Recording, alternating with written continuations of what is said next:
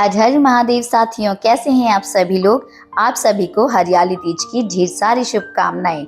आज मैं आपके लिए एक वीडियो लेकर आई हूं जो कि है बहुत ही इजी आसान तरीके में, जो आपको याद रहेगी और आपको बहुत हेल्प हो जाएगी हरियाली तीज की पूजा करने में। तो चलिए मैं अब शेयर करती हूँ आपके साथ हरियाली तीज पर आप किस तरह से पूजा कर सकती हैं। तो साथियों, प्लीज मेरी आपसे रिक्वेस्ट है, आप वीडियो को अंत तक देखिएगा क्योंकि आपको बहुत ज़्यादा हेल्प होने वाली है हरियाली तीज की पूजा करने में। तो चलिए हरियाली तीज की पूजा को स्टार्ट करते हैं। हरियाली तीज पर पार्थिव शिवलिंग बनाकर पूजा की जाती है। सबसे पहले आप पार्थिव शिवलिंग बनाएंगे।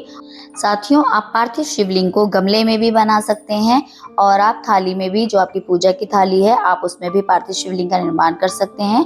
अगर आप गमले में शिवलिंग बनाना चाहते हैं तो आपको याद रखिए, आप बेलपत्र के या शमी के गमले में ही बनाइएगा, नहीं तो आप उसकी वृक्ष की मिट्टी लेकर आप थाली में भी बना सकते हैं, जो आपकी पूजा की थाली है उस पर। और सबसे पहले आपको याद रखना है, वहां पर आपको एक बेलपत्र रखना है।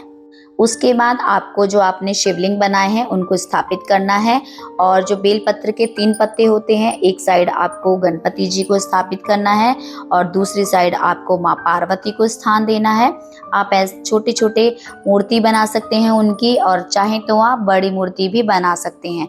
मैं तो साथियों छोटी छोटी मूर्तियां ही बनाती हूँ, तो जैसा आप चाहें आप उनको बनाकर बेलपत्र पर स्थान दे सकते हैं।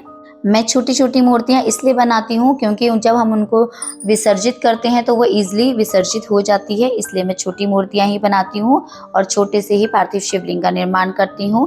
और साथियों, अगर आपके पास मंदिर में स्पेस है तो आप मंदिर में भी पूजा कर सकते हैं। अगर आपका मंदिर छोटा है तो आप अलग से एक चौकी लगाकर उस पर सफ़ेद और पीला रंग का वस्त्र रखकर बिछाकर उस पर भी आप पूजा कर सकते हैं अपनी। और साथियों, एक बात का आपको खास ध्यान रखना है, क्योंकि ये सावन के हरियाली तीज की पूजा है तो इसमें आपको हरी चूड़ियाँ, मेहंदी और 16 श्रृंगार करके ज़रूर रखना है। इससे आपके पति की दीर्घायु होगी और सुहागन का ये हक भी है कि उनको पूरा तैयार होकर ही जो है माँ पार्वती की और भोलेनाथ जी की पूजा करनी होती है। और साथियों, जब भी आप पूजा करें तो जो शिवलिंग की जलहरी है उनका मुख आपको उत्तर दिशा की ओर रखना है, इस बात का आप खास ध्यान रखेंगे। और पूजा करने के लिए सबसे पहले आपको दिया लगाना होगा। पहले हो सके तो आप घी का दिया लगाइएगा, अगर घी का दिया नहीं उपलब्ध है तो आप तिल का तेल का दिया भी लगा सकते हैं।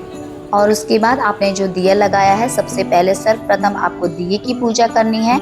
आप उन पर फूल अर्पित कीजिएगा और उसके बाद हाथ में आप थोड़े अक्षत लीजिएगा, फूल लीजिएगा और माँ पार्वती और भोलेनाथ जी का ध्यान करते हुए उसके बाद उनको अर्पित कीजिएगा।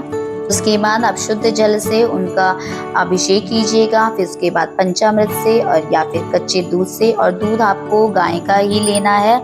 और उसके बाद आप पंचामृत से करने के बाद आप फिर से जल से कीजिएगा, क्योंकि आपको पता ही है भोलेनाथ जी का जलाभिषेक जो है वो 3 बार होता है। और तीज की आप पूजा कर रहे हैं तो इसमें आपको खास एक बात और ध्यान रखनी है कि आप एक कटोरी में जो है वो पीला चंदन घोल लीजिएगा और आज आप उनको पीले चंदन के जो घोला हुआ है तो उससे भी आप स्नान कराइएगा। पार्थिव शिवलिंग जो बनाया है माँ पार्वती बनाई है आपने, और जो गणपति जी है उन सभी पर आप चंदन का जो है उससे भी स्नान कराइएगा। और जैसे कि साथियों मैं आपको हर वीडियो में बताती हूँ, सबसे पहले आपको शिवलिंग के दाईं और फिर बाईं और पूरे फिर चारों तरफ हो सके तो आप इन सभी पर पहले जलाभिषेक कीजिएगा, उसके बाद आप शिवलिंग पर कीजिएगा, क्योंकि पूरा परिवार उनका विद्यमान होता है। एक जो जलेरी होती है उसके बाद आप मौली अर्पित कीजिएगा, जनेव है तो जनेव अर्पित कीजिएगा। और याद रखें, आप जो शिवलिंग पर जनेव अर्पित होता है वो सफ़ेद रंग का होता है और गणपति पर जो होता है वो पीला रंग का जनेव अर्पित होता है। और फिर उसके बाद जो भी आपने सामग्री ली है, तिल, जौ, मूंग की दाल या फिर धतूरा, बेलपत्र, सभी सामग्री एक एक करके उन पर अर्पित कीजिएगा। आप त्रिपुण लगाइएगा शिवलिंग पर और माता रानी को आप लाल रंग का जो रोली ली है उससे तिलक कीजिएगा। गणपति जी पर भी आप रोली का तिलक कर सकते हैं या फिर आप चंदन का, पीले चंदन का भी कर सकते हैं। और माँ पार्वती पर आप सुहाग की सामग्री जो आपने ली है वो सारी अर्पित कीजिएगा। हरी रंग की आप चुन्नी, हरी चूड़ी, सिंदूर आलता, हर चीज, महावर, सभी चीज आपको माँ पार्वती पर अर्पित करनी है। और प्लीज साथियों, आपसे रिक्वेस्ट है, आप पूरी वीडियो को ध्यान से आराम से सुनिएगा, क्योंकि मैं बहुत सरल विधि आपके लिए लेकर आती हूँ। आपको पूजा करने में बहुत हेल्प होगी और बहुत ईजी भाषा में मैं आपको वीडियो बताती हूँ, ताकि आपको बहुत आसानी से वीडियो समझ आ जाए, सामग्री समझ आ जाए। बहुत ज़्यादा सामग्री मैं आपको नहीं बताती हूँ, तो आप प्लीज़ उसको ध्यान से सुनिएगा ताकि आपको समझ में आ जाए, कोई दिक्कत ना हो, काफ़ी अच्छी आपको हेल्प मिल जाए। और साथियों, अगर आप इत्र लाए हैं सामग्री में, अगर आप स्प्रे वाला लाए हैं तो आप शिवलिंग के चारों तरफ इत्र को स्प्रे कीजिएगा। अगर आप इत्र वाला नहीं लाए हैं, एक रोल वाला आता है, तो आप उसको कॉटन में लगाकर महादेव जी पर अर्पित कीजिएगा। और उसके बाद हो सके तो सफ़ेद फूल ही आप अर्पित कीजिएगा। अगर नहीं है तो भी कोई बात नहीं है, आप कनेर का फूल ला सकते हैं, आप अपराजिता का फूल ला सकते हैं, आंकड़े के फूल ला सकते हैं, धतूरा, भांग के पत्ते अर्पित कर सकते हैं। साथियों, मैं आपके लिए एक जो भी महादेव जी के पसंदीदा फूल हैं, मैं उनका एक वीडियो आपके लिए बनाऊंगी, ताकि आपको बहुत आसानी हो जाए महादेव जी की पसंद को जानने के लिए। और क्योंकि हरियाली तीज की पूजा है, विशेष तो होगी ही, और सुहागन महिलाएं तो व्रत करती ही हैं, साथ में साथियों इसको कुंवारी कन्याएं भी रख सकती हैं। सावन का जो तीज है और जितने भी त्योहार सावन में पड़ते हैं, उसमें सभी में भोलेनाथ जी की पूजा होती है। तो साथियों, इसीलिए हो सके तो पूरे सावन आप पार्थिव शिवलिंग का निर्माण करके पूजा कीजिएगा। अगर आप पूरे सावन नहीं कर सकते हैं, कोई बात नहीं, आप सावन सोमवार में कर सकते हैं, आप मासिक शिवरात्रि में कर सकते हैं, प्रदोष में कर सकते हैं।